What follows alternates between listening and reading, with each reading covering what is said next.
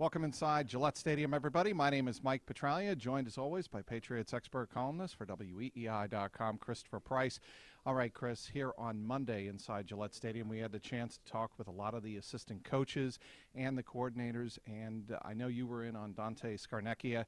He explained why he made the decision, along with his wife, to come back to coaching after a couple of years off. I want to get your biggest takeaways on why Dante Scarnecchia is back coaching the offensive line of the New England Patriots. Well, he feels a little bit recharged after taking a couple of years away. He said he enjoyed retirement. It allowed him and his wife, the rest of his family, to be able to kind of travel and do some things that they'd never done before, and he had a chance to kind of get away from the game. He was called shortly after the end of the season. This is his story. I'm going to paraphrase it here and shorten it a little bit. He was called shortly after the end of the season.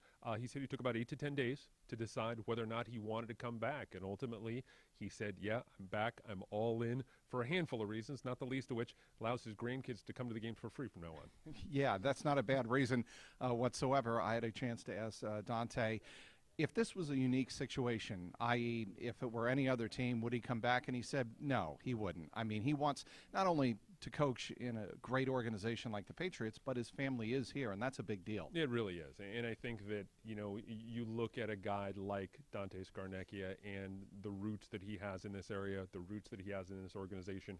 He's been here since, you know, the 80s. He's held a handful of different jobs, but, you know, you think about the New England Patriots, you think about the offensive line by connection, you think of Dante Scarnecchia, and this is by no means to dismiss the work that Dave Guglielmo has done the last couple of years, but I think Patriots fans can take a little bit of comfort in the fact that Scarnecchia is back again coaching the offensive line. In my mind, the real genius of his coaching ability was not necessarily to be able to take a guy like Logan Mankins and take him from here to here, from a really good offensive lineman to an all-pro, but to be able to take middle-of-the-road guys, undrafted free agents, and to be able to craft an offensive line that's worthy of being called a champion. It's going to be fascinating to see how he works with some of these younger guys now going forward.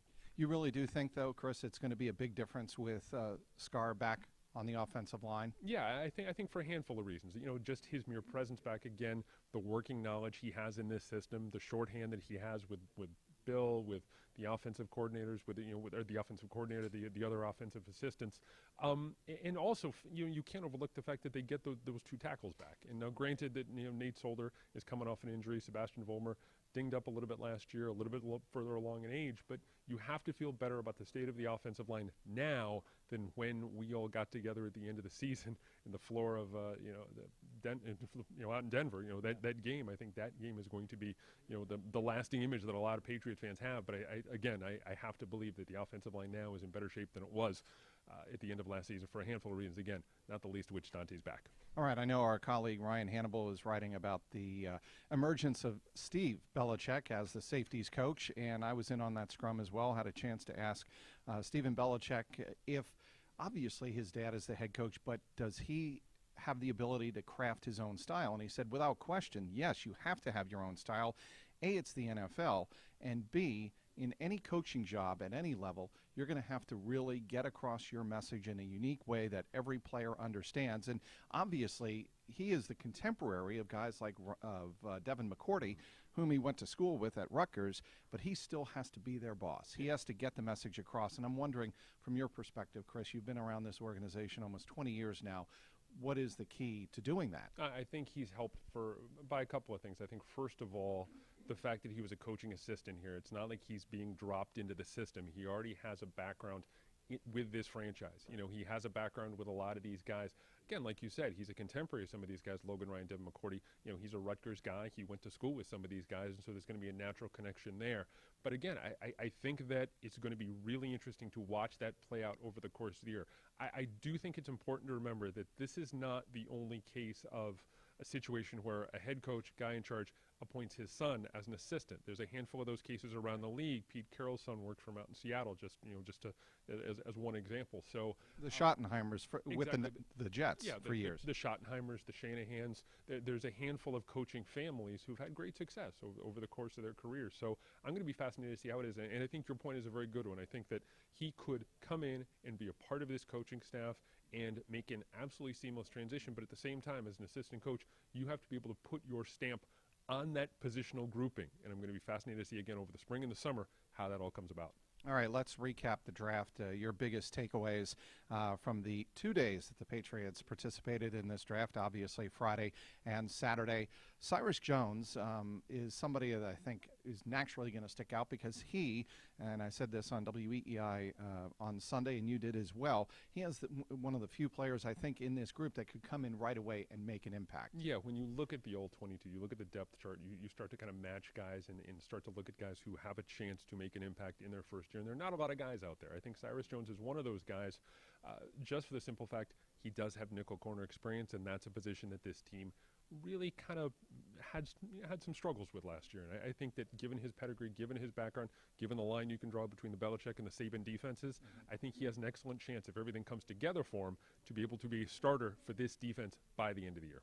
Matt Patricia, I had a chance to ask the defensive coordinator, what kind of impact can a guy like Cyrus Jones have? And he was very frank, and he said, look, Mike, until we get them in here and see what they're able to pick up on the fly, what we throw at them, we really don't know. I mean, we see on film that he has obviously a lot of talent. That's why we drafted him where we did in the second round.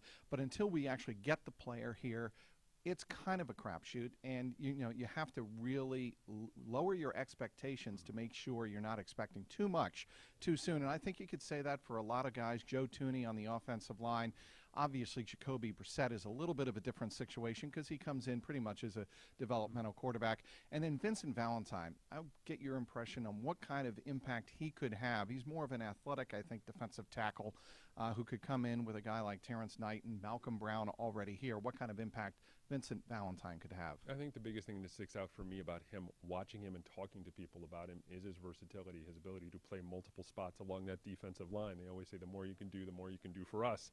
And I think that comes into play when you're talking about a guy like that. I think that it's going to be a challenge for him to be able to get reps, consistent reps along that defensive line to start with, because look, they have a handful of guys up there already, even forgetting Akeem Hicks, Dominique Easley, the guys that they lost over the course of this offseason. It's going to be a challenge for him. It's going to be a challenge for anyone. I think you bring up a really good point. You don't know what you have until you get them out there, put them in pads, put them in helmets and have them run around a little bit, and then you say, okay, I think this guy can maybe pick this up a little bit. So I think Valentine is one of those guys where you need to manage the expectations, but at the same time, I think he could be a contributor along that defensive front, part of that rotation before the end of the season. I think one of the biggest highlights from the final day on Saturday of the draft for the Patriots, Malcolm Mitchell, a great story.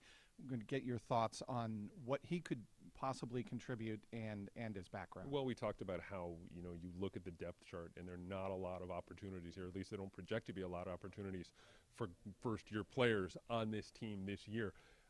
We talked about Cyrus Jones being a fit possibly as a nickel corner. You could also make an argument that Malcolm Mitchell has a shot to start because there's a handful of guys, none of them really entrenched at that role, that mid-range to deep threat type of guy. Nate Washington is a new face, Keyshawn Martin, Aaron Dobson, Chris Hoke. All of those guys are going to be part of the conversation, but I think Malcolm Mitchell comes in here with a shot to be able to get some decent targets as a rookie. This is not a guy who's going to come in and catch 60, 70 balls, but again, talk about managing expectations. Malcolm Mitchell is one of those guys who has a chance to contribute in his first year with the Patriots. And again, when you look at this roster, that really is enough, because beyond those two guys, in my opinion, beyond Cyrus Jones, beyond Malcolm Mitchell, you're looking predominantly, the rest of this draft class is drafted with an eye toward 2017 and beyond. All right, the Patriot coaches who spoke with us here at Gillette Stadium on Monday, they are basically in the process of trying to get together the organizational papers that they're going to throw at all these rookies that have been drafted, and the undrafted rookies as well, we should add. And that is what essentially they're busy doing this week, 12 to 14-hour days.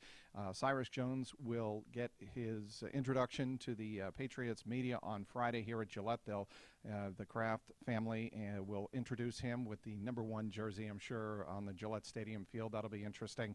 And then it begins an orientation. That's when Bill Belichick fondly likes to say, "You're ours now. Get with the program." And that's really where we're at here in the Patriots offseason as the NFL draft is completed. The Patriots have their new additions on the roster, and we'll see how it all shakes out. Inside Gillette Stadium, he is Christopher Price. I'm Mike Petraglia, WEEI.com.